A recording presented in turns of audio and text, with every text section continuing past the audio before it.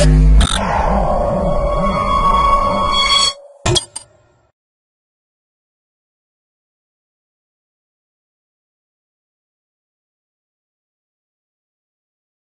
to myprojectbazaar.com. Now we will see the product for design techniques for decision feedback equalization of multi-gigabit per second serial data link, a state-of-art review. Next we will see the abstract for the product. This study provides a comprehensive review of decision feedback equalization for multi-gigabit per second data links. The state-of-art of decision feedback equalization for a multi-gigabit serial data link reported in that the past decade on compiled and the presented. The imperfections of wire channel, in particular finite bandwidth, reflection and crosstalk and their impact on data transmission are investigated. The fundamentals of both near n-by and far end channel equalization to compact the effect of imperfection of wire channel at high frequency are explored. The detail of examination of the principal configuration operation of the limitation of decision feedback equalization is followed. Design changes encountered in the design of decision feedback equalization for a multi-gigabit data link, including the time constraints, sampling, error propagation, arithmetical operation, highly dispersive channel and power consumption, and techniques and circuit implementation that address challenges are the studied. The need of adaptive decision feedback equalization and the principle of adaptive decision feedback equalization are investigated. Finally, the performance of adaptive decision finite equalization is examined and their proofs and cons are compared. This decision feedback equalization methodology is applied to the adaptive filter architecture in our process. The adaptive filter architecture decision feedback equalization methodology to be followed by this method. Then we will see the flow diagram for the product.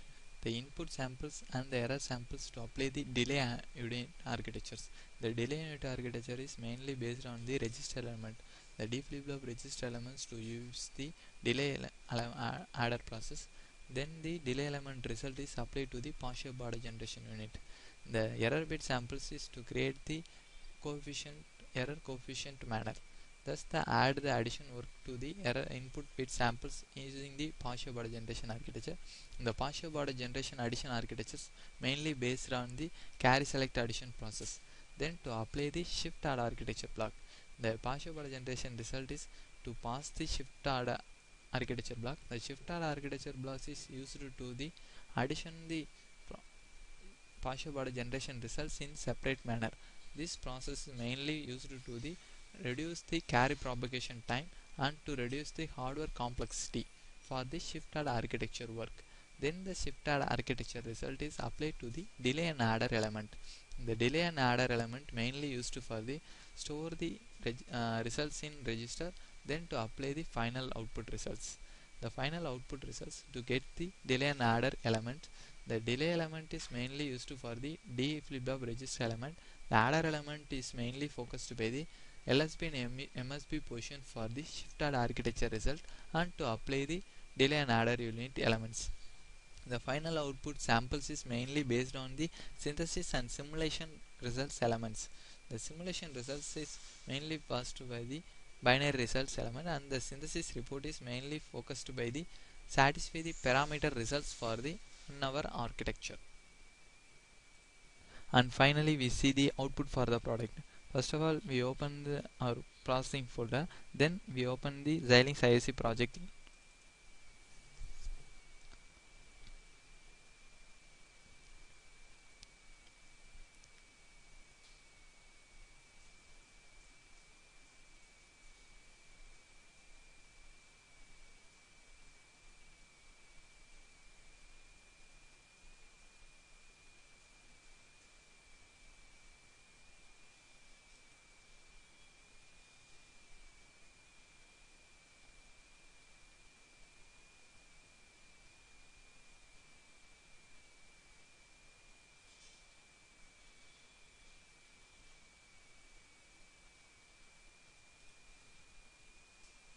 Our program is developed in VHDL language.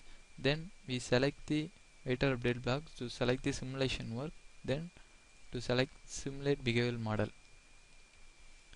We run the process for our processing result. Then they open the Xilinx ISM projects.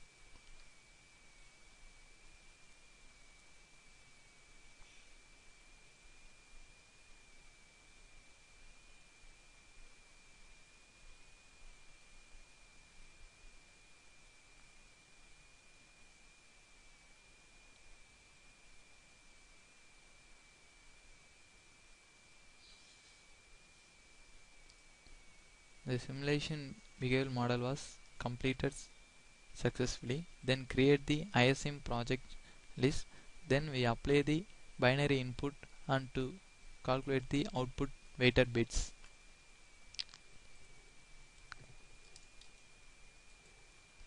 Now apply the 16-bit data length for our project.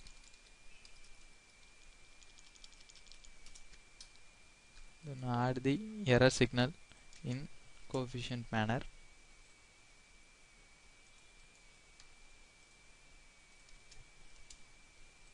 Then apply the clock pulse. We can create the programmable process. Just we close the simulation process. Next we go into this implementation work. The implementation work to create the view RTL schematic. Just we run the schematic diagram.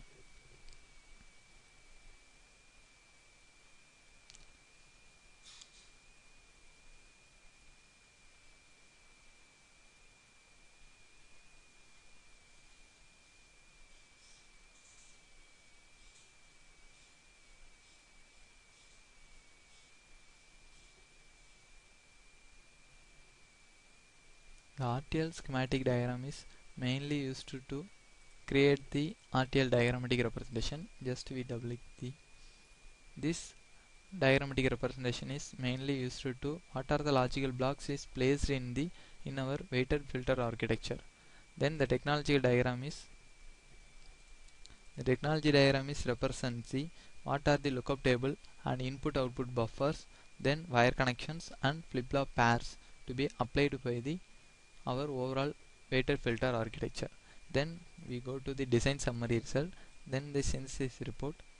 Just we generate the synthesis report for the weighted filter architecture. This architecture results is to calculate the area of the device utilization of weighted filter architecture, and finally we calculate the timing allocations for the latency and delay time calculation for our weighted filter architecture level.